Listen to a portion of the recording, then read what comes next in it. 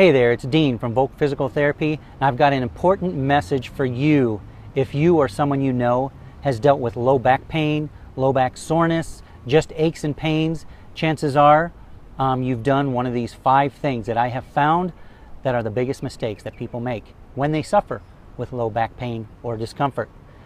Did you know that about 80% of Americans by the time they're 50 years old will have suffered some low back issues sometime in their life? Most of the time, not dealing with it very effectively, and it can become a chronic problem. So the 5 things that I have found that people do that do not help their problems whatsoever are: number 1, they ignore it. They just figure when they're younger it's going to go away, and if it does go away when they get older and they have a back problem, it's going to go away again. That is probably the number 1 thing that I have found that hinders people from getting better and recovering fully and returning to their full life. They ignore the pains. They typically just will not go away. Mistake number 2, they rest, primarily with sitting. Sitting is the worst position for any low back condition. If you think about it, when you sit, your weight goes through your hips and your butt, and all that weight is compressed from your trunk all the way to the top of your head down into the low back. So if you have something going on mechanically in that low back, it is going to be compressed and irritated.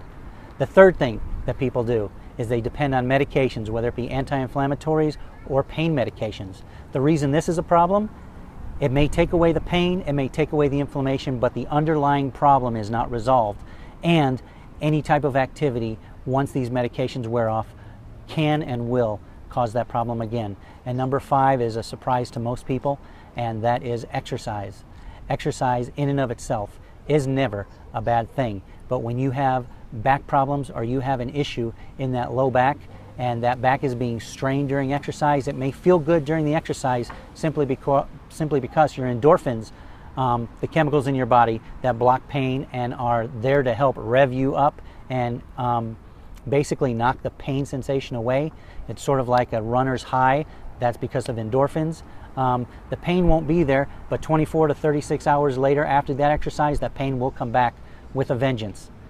The proper exercise is the right thing to do, and if you're not doing the proper exercise, that can be a problem. So I invite you, click below to get the free low back pain report that I have put together.